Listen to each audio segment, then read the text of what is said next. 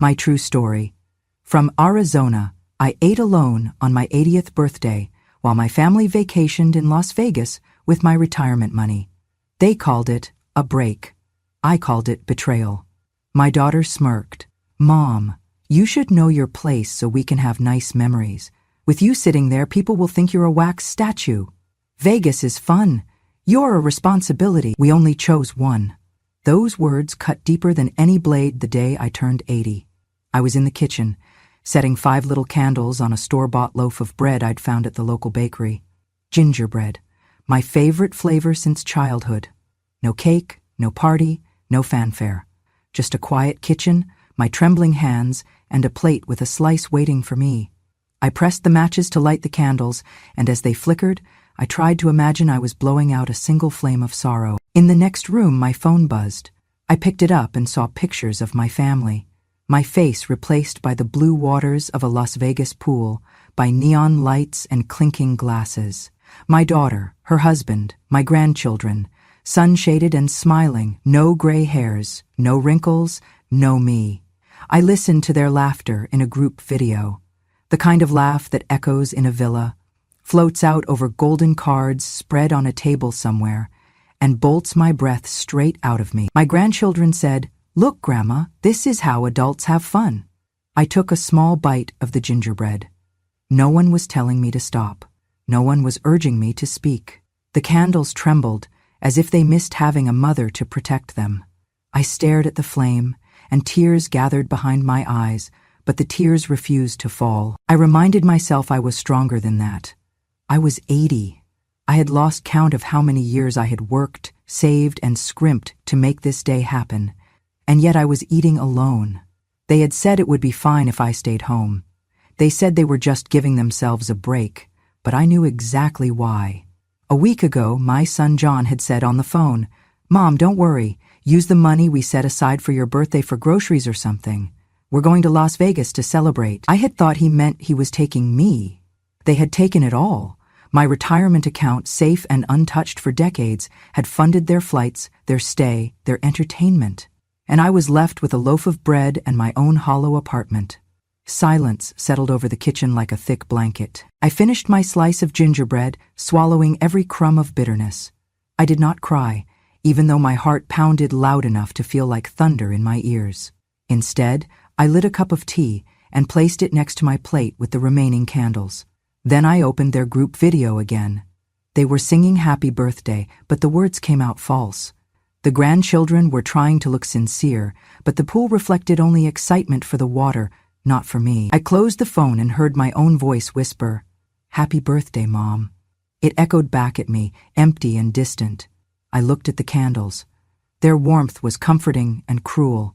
Warm because they reminded me I was alive. Cruel because I was alone. I watched until the flames flickered out one by one, until the last candle hissed itself to death. That was the moment I knew. I knew that for all the love I had given, for all the meals I had cooked and temples I had prayed in, my family had chosen my money over me. They had withheld their presence to build memories without the one person who had built every memory they had ever had.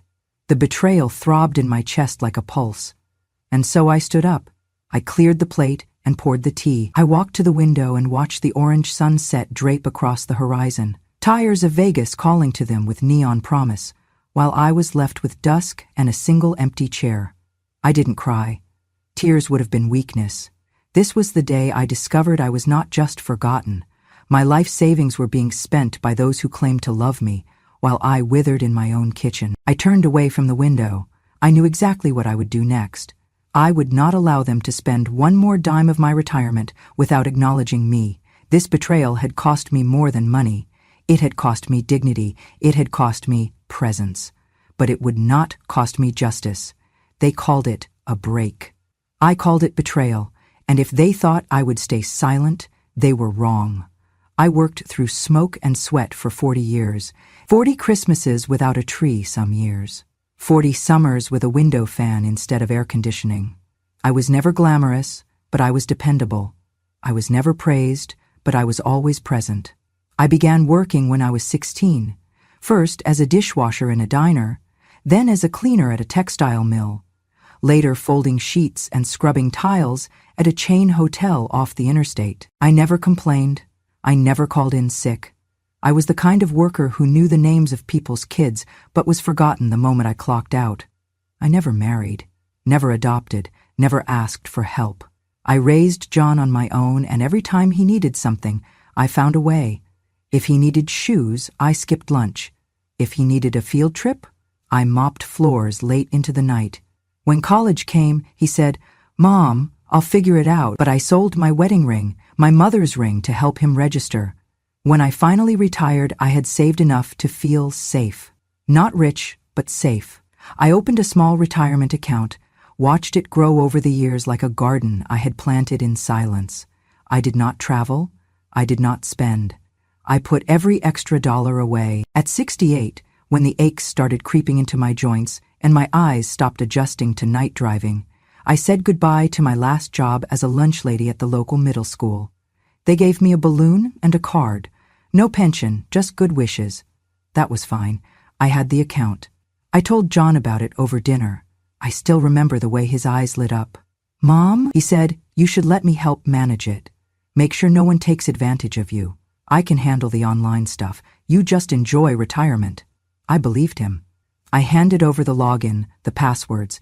I even switched the statements to his email. I thought it would be easier, less for me to worry about. And for a while, I did not worry.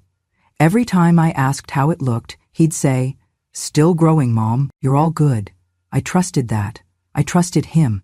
I trusted the boy I carried to the emergency room at 2 a.m. when he split his chin open. The boy I sat beside for 3 nights straight during a high fever. The boy who used to fall asleep with his head in my lap while I hummed him through bad dreams. So when I looked at my own retirement summary one quiet Sunday afternoon, when I finally asked for paper statements again, I was shocked to see the numbers had dipped. Not catastrophically, but noticeably. Instead of slow, steady growth, I saw quiet, careful withdrawals.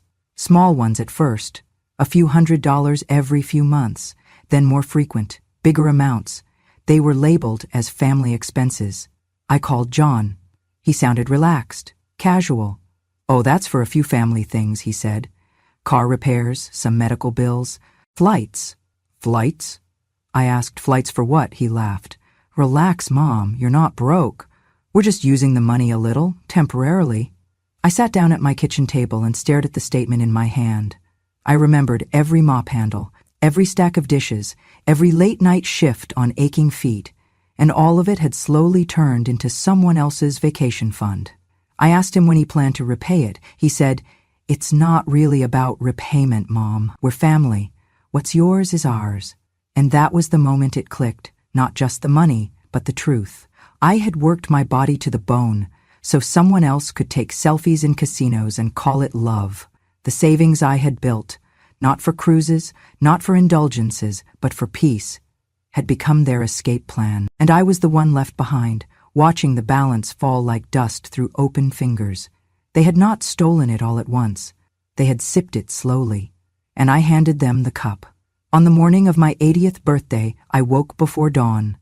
The sun was still climbing behind the desert hills when I decided to bake a pumpkin cake, the one thing I had always loved since I was a child, back when autumn meant more than just dust and heat. I measured the spices carefully, whispered thank yous with each sift of cinnamon and nutmeg, and shaped the batter into a pan I had used for years. I remembered pressing the edges with my fingertips and thinking, "This cake will be for me. This one gift is just for me." While the oven warmed, I cleared the table in the corner of my kitchen. No fancy linen, just the table I'd bought secondhand after John graduated, a sturdy piece that had seen homework scribbles, birthday candles, heartbreak, and hope. I placed the cake in the center. Then I added a vase with 3 white daisies I purchased that morning, stems fresh and hopeful. I lit a small lamp in the room, enough to chase away the shadows but not bright enough to signal party lights. It felt like home. By mid-morning, the cake was ready. I spread a thin layer of cream cheese frosting, dusted it with cinnamon, and placed a single candle in the center. It glowed gently. I sat down across from it and took a deep breath as I struck a match. "Happy birthday to me," I whispered aloud, more to the candle than to myself. Then my phone buzzed. The message tone felt jarring in the silver sunlit quiet. I picked it up and saw my daughter's name, Heather, floating on the screen. Look, she had captioned a photo she sent. Her and John, side by the Las Vegas Bellagio fountains, my grandchildren laughing as water shot over their heads and glittered. The next message was a video. Inside a shining resort lobby, the chandeliers were neon brighter than the Arizona sun, and laughter thundered through the speaker. Heather's voice echoed, "Dad and I are about to hit the slots." I set the phone down. No greeting, no mention of birthday, no mention of me. Just pictures and the sound of leisure I had financed, without permission, without presence.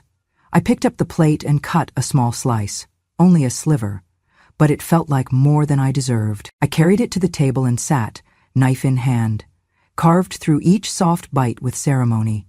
It tasted of memories, childhood autumn pies, Sunday church dinners, family meals with all of us around the table. I swallowed each bite with care, savoring the richness and mourning the absence of company. Another buzz. This time, the grandchildren. A video call. I lifted the phone and said, "Hello, Grandma is eating cake." Little Emma, my 6-year-old granddaughter, appeared. She tapped the screen joyfully and said in that sing-song voice, "Happy lonely birthday, Grandma." And then all of them started giggling, Dad, Mom, Uncle Matt. Their laughter rattled through my ears like a cold wind. I blinked back a million unshed tears. I said nothing. I tried to smile, but laughter and kindness drowned out by their mocking tone. "Thank you, sweetheart," I whispered to Emma. Then I pressed end. I returned to my slice of cake, its sweetness ruined by the bitter aftertaste of abandonment. The daisies dropped slightly in the vase. The candle sputtered near its end. I thought back to John's words. "Use what we set aside for your birthday. We're just taking a break." A break. How careless, how familiar. I had heard that word countless times. Break. Break from chores, break from expectations. This time, a break from the woman who raised them. I examined the crumbs on my plate.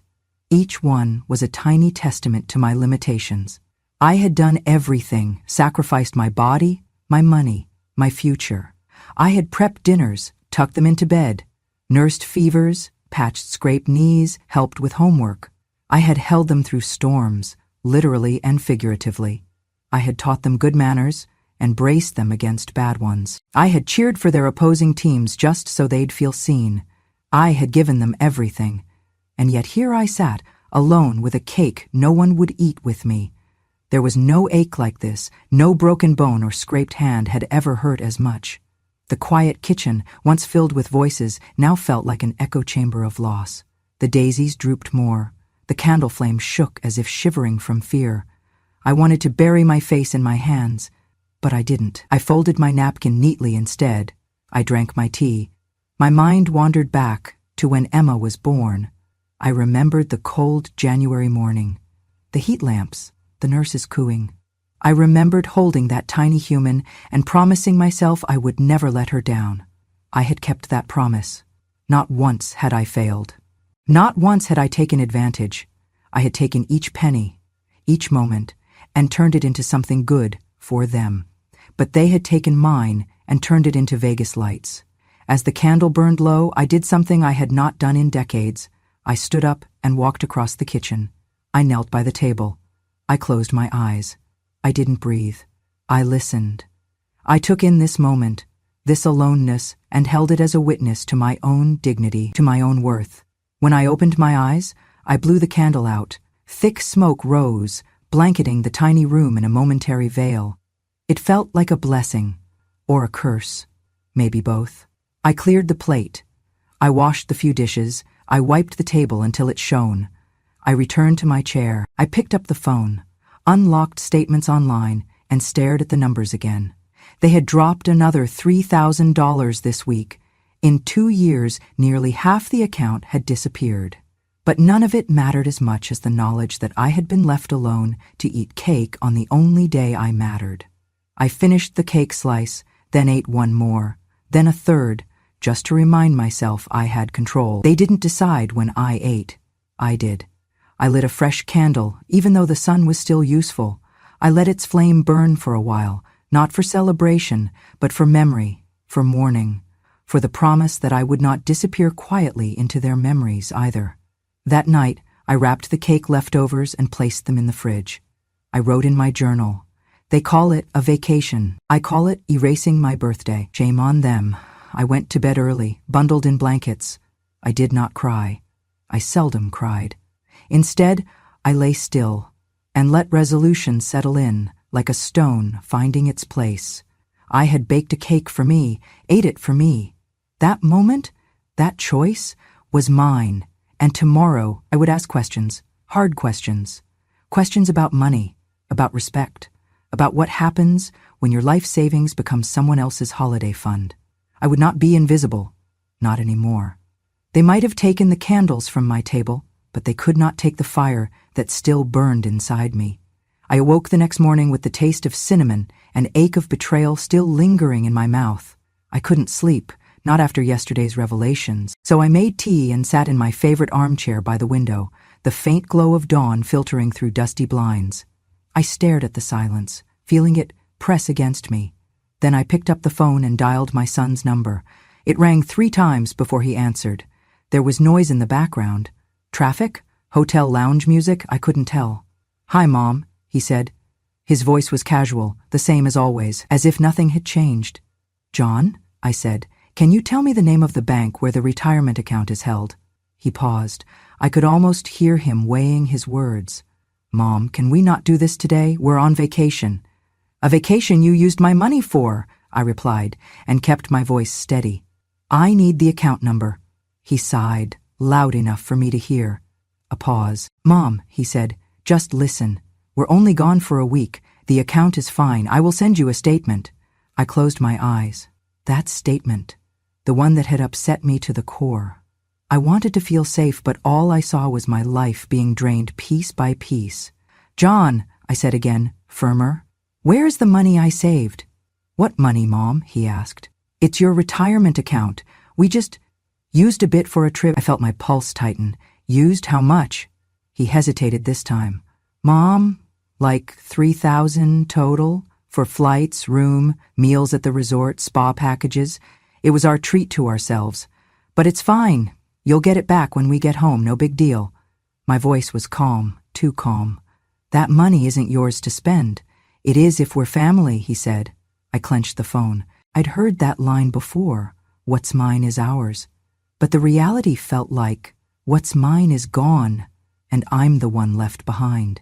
"Are you going to give it back?" I asked. "Soon?" He laughed. "Mom, relax. You're 80. You should enjoy something for once. A massage in your seat would help you understand." I took a breath. My vision narrowed to the phone. I thought of crumbs of pumpkin cake and the laughter I never heard. I thought of those neon pictures flashing on my screen as though I were a ghost haunting their joy. "I want the money back," I said softly. He was silent a moment. "Give us a break, okay?" That was his final word before he hung up. A break. Later in the morning, I sat at my desk and waited. I resisted the urge to call the bank myself. I had, after all, given them the information. But I wanted to hear it from the horse's mouth. About 2 hours later, the phone rang. It was the bank. The voice was polite. A woman in a neatly clipped tone said, "Hello, Mrs. Rogers. This is Blue Desert Bank. I'm calling about your retirement account." I felt my pulse picking up. "Yes?" "Well, ma'am," she said, "there's been recent account activity that triggered a security protocol. A number of large withdrawals from locations far from your home. We've temporarily suspended access to prevent potential fraud." I stared at the phone. Suspended. Frozen. She continued, "You will not be able to use debit cards, make transfers, or withdraw funds at this time. This is reversible, but requires your verification in person, either at a branch or via notarized documentation." My throat went dry. So there I sat, phone pressed to my ear, words swimming in the room. I thought of her calling me older, unreliable. I thought of him laughing about my age, and now this. "Okay," I said, voice barely a whisper. "What do I need to do?" She recited the steps. I wrote them down. Then she said, "I'm sorry for the inconvenience, ma'am. You should be able to resolve this when you return to town. This is a common procedure." I thanked her and hung up. The silence in the room came crashing in. The bank had taken action. My money was out of reach, not gone but unreachable. Like me, I moved to the window again and looked outside. The sky was a pale blue, the sun warm. But I felt cold. Someone had blocked my account, not for my protection, but for someone else's gain. The nerve of them to call it inconvenience. I counted the steps it would take to get to the nearest branch. 50 yards. Yet I wondered if I had the strength to walk them. My throat felt thick, heavy. That afternoon I tried dealing with small things. I wrote notes for groceries. I thought of errands, but each time I picked up the phone, my mood changed. I dropped it again. Then I found the old journal tucked in a drawer, the one I wrote in when I celebrated my 60th birthday, in the same kitchen, with hearty chocolate cake and laughter swirling inside. I opened it and found the entry from 20 years ago. I had written, "Today I celebrate a life I built from my own 2 hands." I closed the book, because today at 80 I was still celebrating, but the foundation was shaking. I remembered something else. I had not transferred legal ownership of the account. I had let my son manage it, but I was still the account holder, the beneficiary, the one who signed every form. That meant I still had options. It was a Tuesday afternoon when I reached for the phone again, but this time I called the law offices of Carter and Hughes in Phoenix. I remembered Mrs. Carter had once introduced herself at a church meeting and offered pro bono help to seniors. I remembered the words on her business card. Advocates for Dignity. When the receptionist came on the line, I said, "I need to make an appointment. It concerns account fraud and elder neglect." She was kind, urgent, setting a time for a consultation within 2 days. I hung up and looked at the clock. 2 days. As though I had planted a seed that would sprout. I stood up, walked to the fridge, opened it, and stared at the leftover cake. I closed it and turned away. I returned to the window and watched the afternoon sun dip. There I remained, breathing in the knowledge that I had snapped something back, my quiet determination. They thought it would be just a week. They thought it was their money. They thought I was 80 and old, but here I was, older and wiser. At dusk, I lit a single candle and sat with my tea. I no longer felt like a woman who had lost something. I felt like a woman who had woken up, and tomorrow I would go to the bank. I would prove my identity. I would give evidence. I would secure my money. And if the lines in the contract had cracks, I would widen them with legal counsel. I would not be forgotten again. They had locked me out. But it was they who would remain locked out when I found the key. That evening, I sat in the dim light of my kitchen, phone in hand, staring at the contract I had signed decades ago with the bank. I reread every paragraph, every clause, searching for the small print that would give me power back. I had already contacted the lawyer in Phoenix, and his voice had been firm and steady. "Mrs. Rogers, we will request an immediate investigation into irregular account withdrawals. We need any evidence you have." I found it then. The voice memo I had recorded 3 weeks ago. Without them knowing, during a family FaceTime when Heather was unplugged from the camera but still visible. Her words were sharp and cruel, but she thought no one was listening. I pressed play on the recording, and I heard her say, "Mom is dirty, outdated, and needy. She's an embarrassment. Going to Vegas with Dad will help us forget her." The way she said, "dirty," made my stomach churn. And then, "It's just better without her." She, thought I could be erased. I listened to it twice, tears threatening to fall. Then I pressed delete. I would not cry in this kitchen tonight. I would be prepared. The lawyer called back, telling me to gather all records and to meet the next day in Phoenix. He said the bank would need a formal affidavit and supporting material. He told me to expect backlash, resistance. Families don't often weaponize money against one another. But I wasn't in most families. The next morning, my lawyer, Mr. Carter, called the bank and requested a precautionary hold on any further withdrawals. He explained that Mrs. Rogers suspected elder financial abuse. The bank complied. They froze the account, but said the money remained secure. Then the paperwork began. They asked for a copy of the recording. I sent it. They asked for a statement detailing when and how I discovered the withdrawals. I wrote it out. The day I asked John, the sums I saw, the final straw. I described their trip to Las Vegas and the detail that it had been paid for using account funds. And then came the first email from Heather, her tone defensive. "We thought that was our money.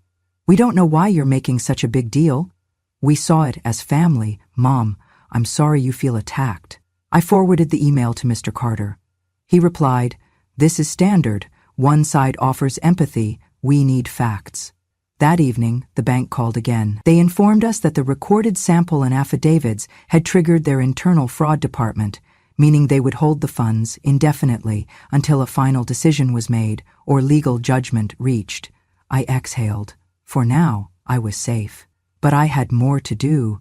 I went to the basement and pulled out a shoebox labeled Letters to M.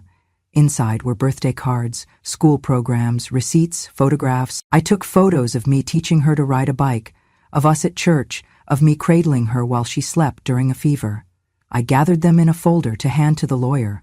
Documentation of my lifelong presence, my sacrifice, and the foundation of our family. The next day, we met. Mr. Carter looked through the photos, nodded. He carefully threaded into his briefcase the printed transcript of the recording, the bank statements, and a timeline of my requests. "Next step," he said, "is the provisional hearing. They will want to argue that the withdrawals were consensual and the temporary freeze will likely be extended. You just need to show they breached trust and that you were coerced by family expectation." He paused, looking at me. "Do you feel ready to come forward if this goes public?" I thought about the night I ate cake alone. I thought about those daisies. I thought about voice memos hidden in the shadows.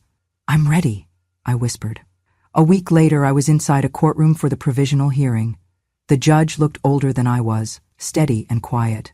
Opposing counsel spoke for the family. They said the withdrawals were used for family expenses with implied consent. They said I loved them. They said that John and Heather believed they were preserving memories for all of us. I stood quietly to one side. When it was my turn, Mr. Carter asked me to describe the withdrawals. I told the judge. They took the money without asking. They didn't tell me the date or purpose of the Las Vegas trip. I didn't mind helping until I discovered it online. I had no idea how much had been withdrawn until I saw it diminishing week by week. I handed the judge the recording transcript. He held it quietly, then asked the bailiff to play the audio. Heather's voice floated through the courtroom, cold, casual, demeaning. Mom is dirty, outdated, needy, her throat closed, but she had to stay silent while her own words filled the room. When the recording ended, I looked up. Heather's face was pale, John's eyes went to the floor. I felt a burst of relief, like light through dark clouds. Judge Brooks leaned forward. "Thank you for the clarity. Based on the motion and the audio, this court orders a continued freeze on the account. The bank must hold the funds until a full hearing. Additionally, a guardian ad litem will be appointed to represent Mrs. Rogers' interests, if necessary." The judge's gavel echoed. The account remained frozen. Outside the courtroom, cameras and reporters awaited. A few asked questions. I shook my head. I gave no statement. Not yet. That afternoon, I sent a copy of the hearing transcript and documentation to the state attorney's office, asking for a review of potential elder financial abuse. I wanted to see justice. Not just recovery of money, but recognition of wrongdoing. My children called later, Heather texted. "I'm sorry, Mom. I didn't realize you'd feel hurt." John left voicemails, more pleading than defensive. "Mom, please don't take this too far. We can pay you back." But I didn't answer. Not yet. That night I sat in my kitchen again. The cake was gone, long forgotten. The daisies wilted, but on the counter lay the photos and papers intact, like witness to my life. I poured a cup of tea and felt my heart settle into a kind of stillness, like the moment after a storm when the air tastes different. I had asked a question. I had sounded my cry, and the law had answered. I did not feel sweet. I did not feel triumphant. But I felt heard. They thought I could be erased, but I had the evidence. And I had the courage to use it. That night, I slept deeper than before. Justice, I realized, is not always a grand firework. It is a steady flame. When the news headline came across my feed, 80-year-old Arizona grandma abandoned for Vegas trip, I felt a peculiar surge of validation. That morning, reporters arrived at my front gate, cameras poised, microphones extended. They asked nothing of me. They simply thanked me for sharing the truth. They called me a voice for women like me, grandparents cut out of their own lives. The hashtag Forgotten Moms began climbing the charts. It wasn't just local, it was national. Twitter lit up with stories. My mother was left alone for a cruise. I spent my mother's Christmas money on my wedding. Thousands of tweets later, I realized this wasn't just my story anymore. It was our story.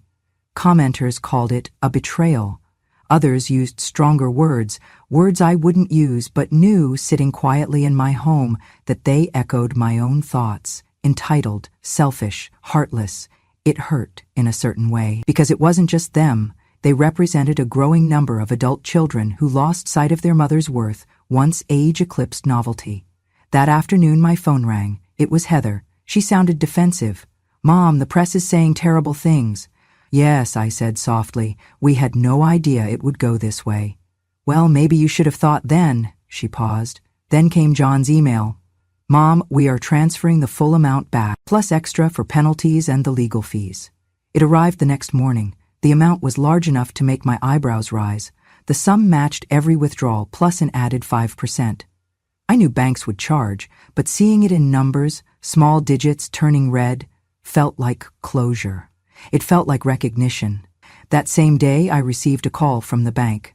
"Your account has been credited. You have full access." I logged in. The balance was whole again.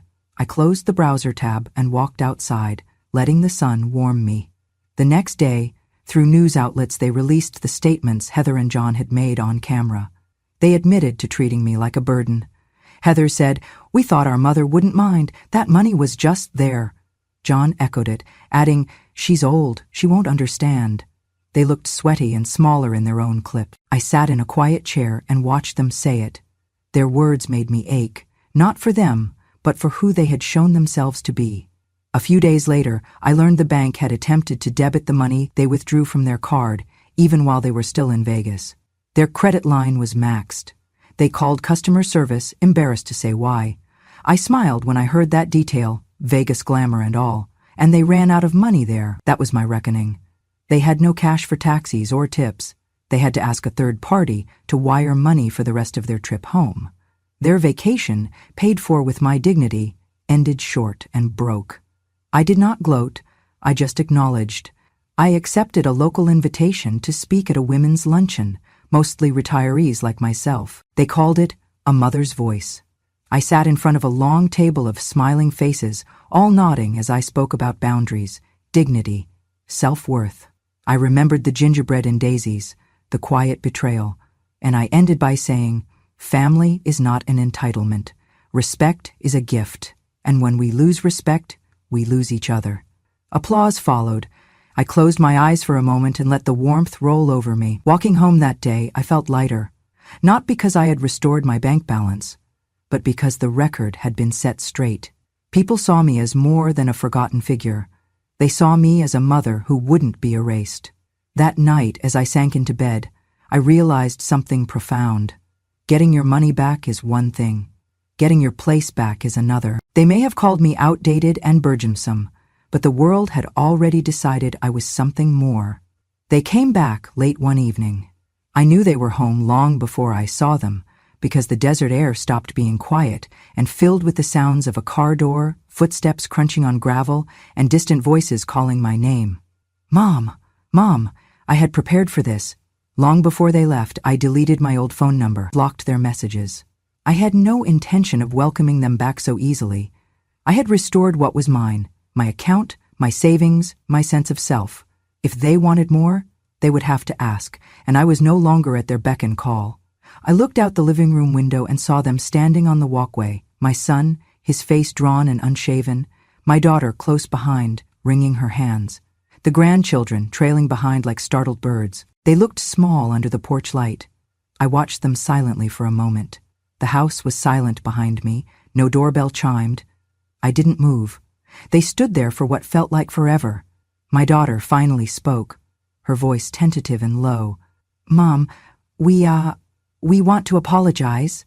Her lips trembled.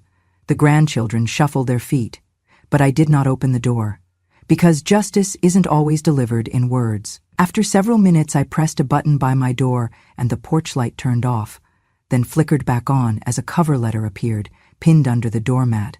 I watched as my daughter stooped to pick it up. Her husband's arms encircled her. I looked away until she stepped back. Then I walked toward the doorway, picked up the letter. and read it. Mom, we're sorry. We thought we were doing right by you. We didn't know how much it hurt. Please forgive us. I folded it once, twice, neatly, and stepped away, leaving it open-faced on the kitchen island. That night, I wrote my own reply on a lined envelope and slipped it outside their car tire before they could leave. Inside it, 3 lines. That money was mine. You had no right to take it. I do not hate Vegas. I hate your silence. I have donated it all to the Forgotten Mothers Fund. I did not ask for forgiveness. I didn't want to thank you. I did want acknowledgement and truth.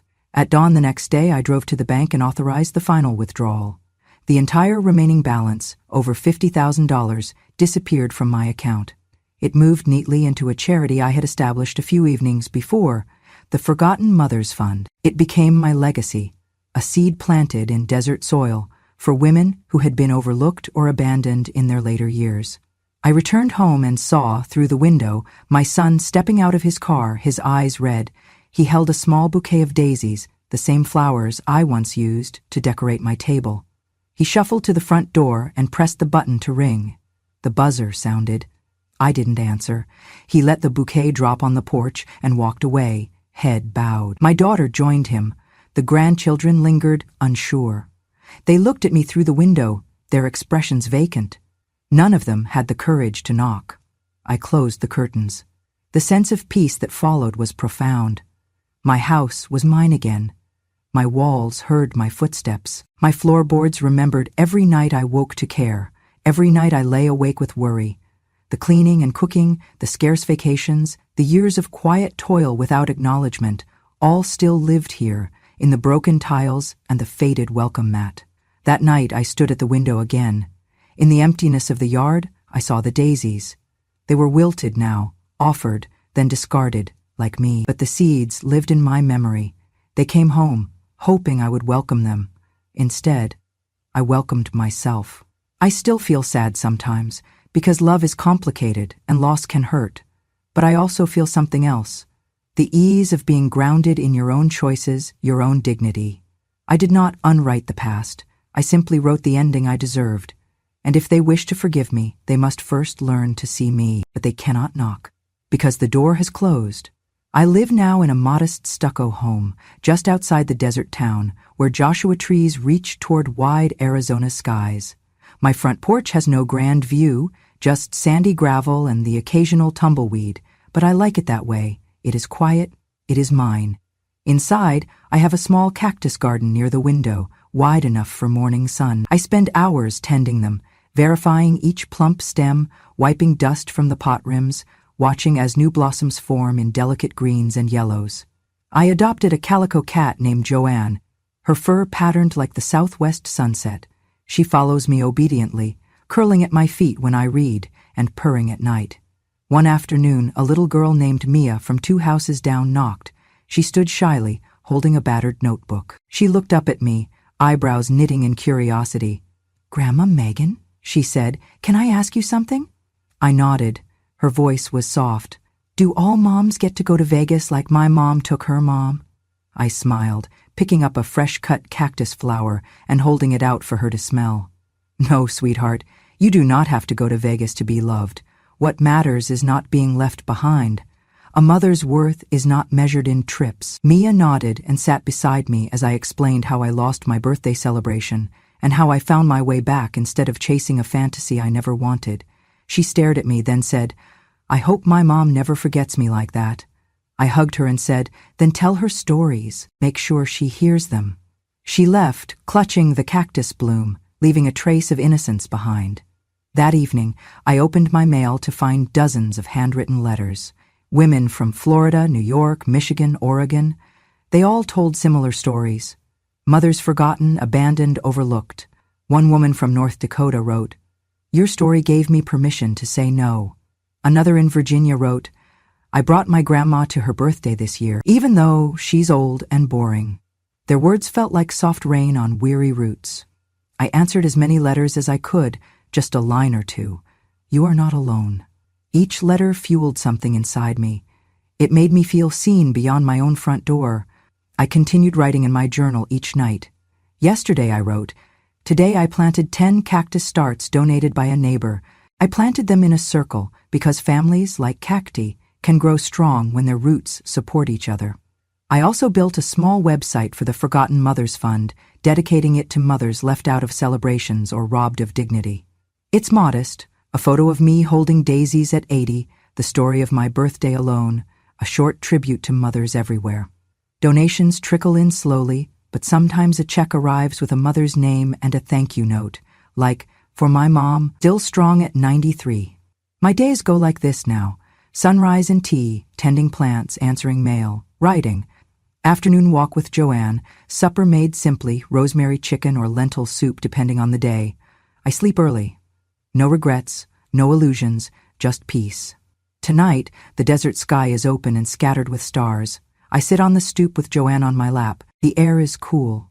In the distance, headlights flicker along the highway, some heading to Vegas. I watch them and feel a gentle ease in my chest. I do not regret staying behind. I've learned that life's worth is not decided by neon lights or extravagant gestures. It is measured by who shows up. I've learned that owning your presence is stronger than giving up your absence. I've learned that love without acknowledgement is just an empty promise. As I scratch Joanne behind her ears, I open a letter from California dated yesterday. It says, "I saw your story on TV. My mother was in an assisted living facility and stopped getting calls during the holidays. This year, I drove over, brought her dinner. She said it made her feel whole again. My heart swells. That is all I needed, because in honoring myself, I have reminded others how to honor their mothers too. I look up at the stars and whisper, I was forgotten once, but not anymore.